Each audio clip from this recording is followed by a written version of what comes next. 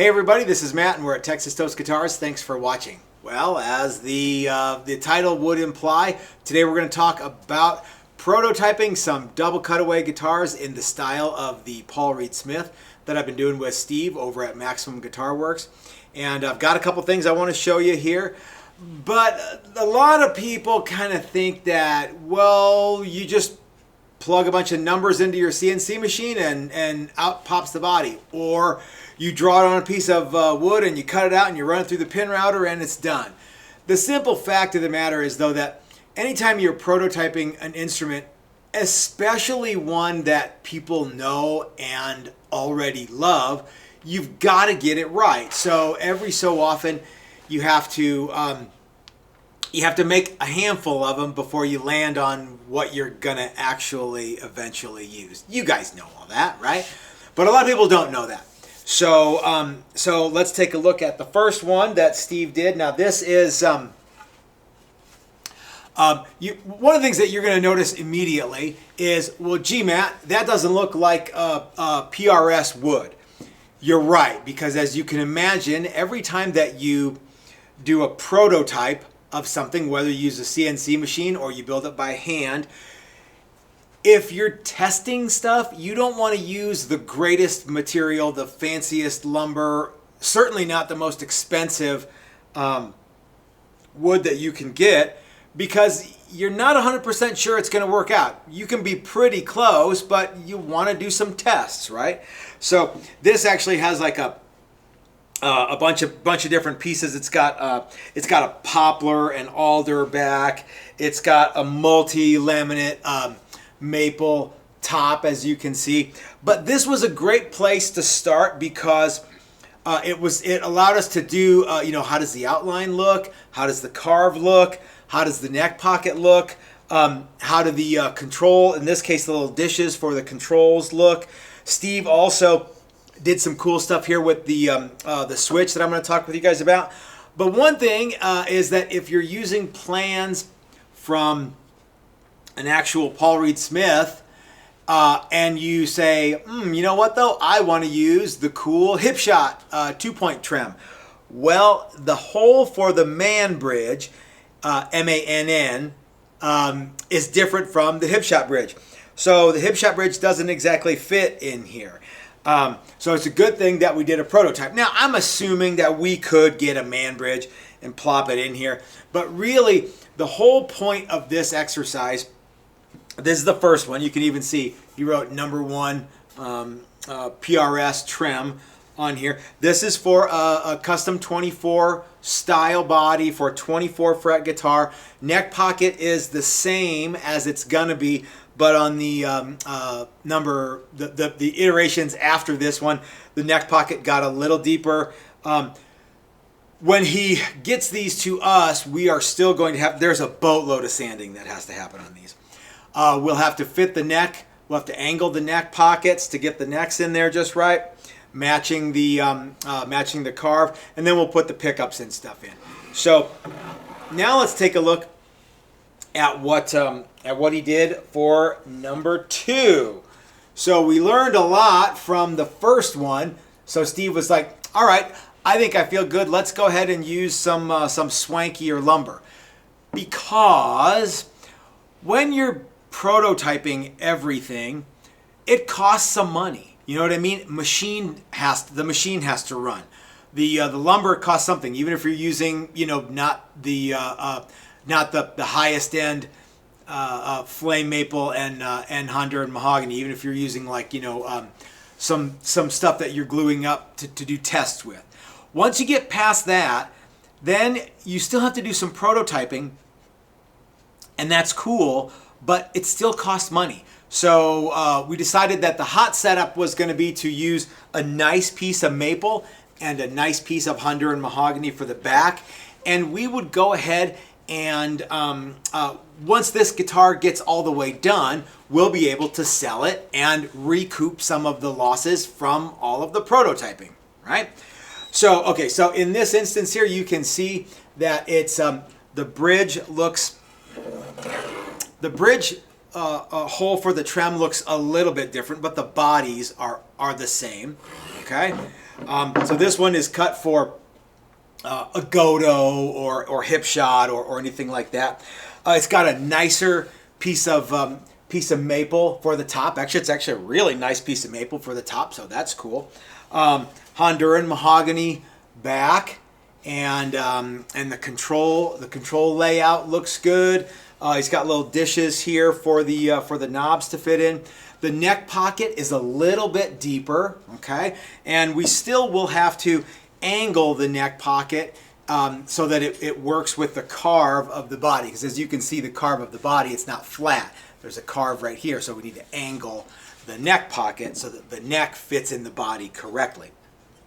One thing that you will notice now on the very, very first Paul Reed Smiths, like in 1985, there was a volume control, a 5-way rotary switch. It was probably similar to this layout, instead of the 3-way like blade switch. So there's a volume control, rotary switch, and a little mini switch, a mini toggle. And Paul Reed Smith used to call that the sweet switch. And it was supposed to simulate what it was like if you click that, it changed the tone, sort of like if you're using a really long cord, like a 100-foot cord or something. So with like a resistor or something like that, they would make the sound different instead of putting a 50-foot length of cable inside the guitar body. So that's what happens when Carlos Santana is your go-to guy. He's like, I like using long cords, so put a switch on there that makes it sound like that. Since then, they haven't done that for a long time. Like my very, very first PRS had a rotary switch and a sweet switch and just a volume control. But since then, I think guitar players have said, we kind of like a tone control and just a regular switch. One of the downsides to using rotary controls is you can't look at it and go, oh, I know where I am, unless you have like one of those chicken knobs, which they didn't. They just had regular speed knobs. So with a regular knife switch, blade switch, or a toggle, it's easier to tell which pickup you're on.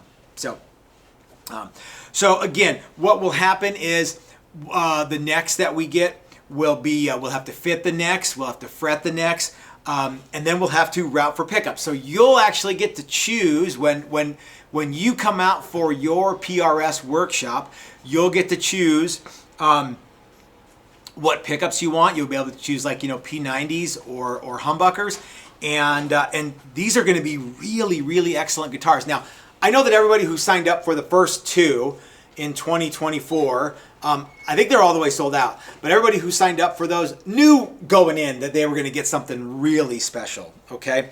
In the next video that I do, I'll probably have some necks to show you and give you an idea. But I just wanted to touch base with you guys initially about the prototype phase and how you get from one to the other and how many iterations it takes. Steve actually did 3 of them for us.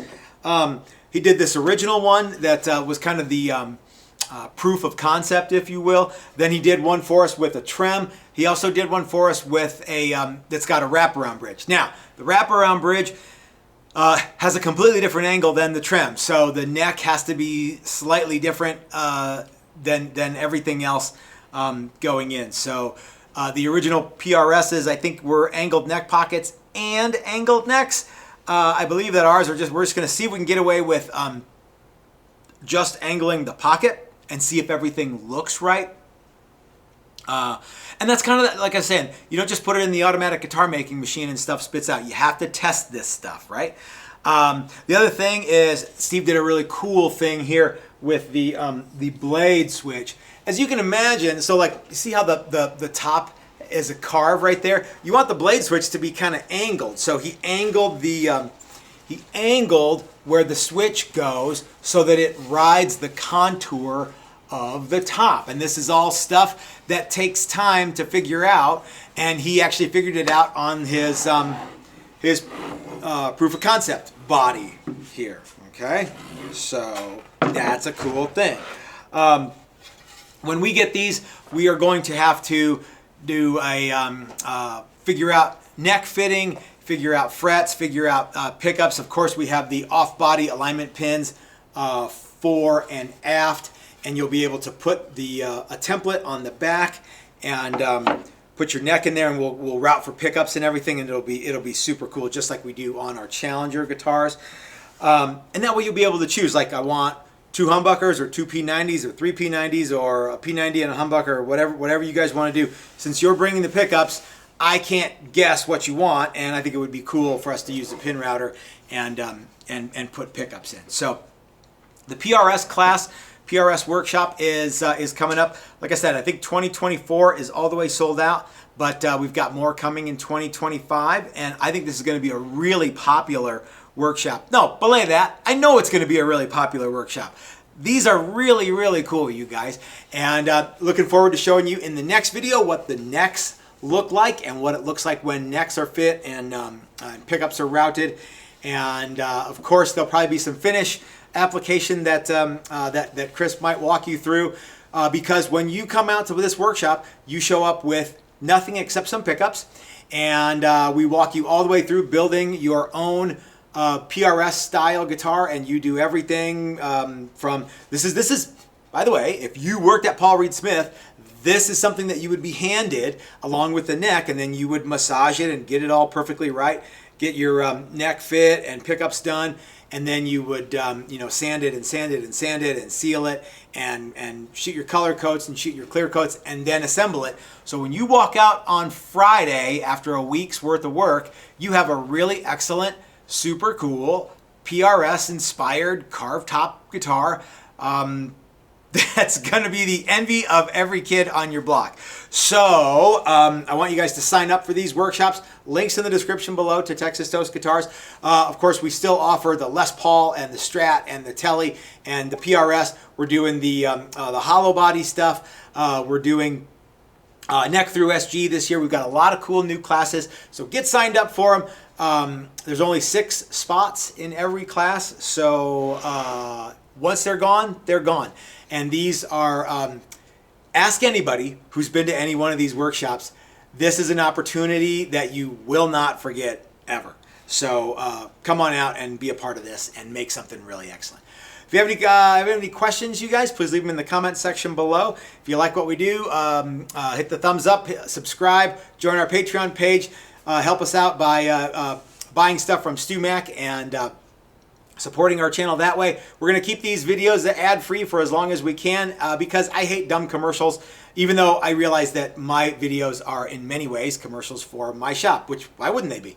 Anyway, gang, we will talk to you next time. Have a great week, and I already said we'll talk to you next time. So have a great week. We'll talk to you next time. This is Matt at Texas Toast reminding you that if you're so smart, start your own YouTube channel. That's what I did. I have to say see you again. I don't even know how to do this. I'm going to do this with one take. I'm not even going to bother. Okay, so until next time, this is Matt at Texas Toast reminding you that if you're so smart, start your own YouTube channel. Life is short. You might as well have a cool guitar. You might as well make it yourself. And have a great week, everybody. We'll see you next time. Thanks for watching.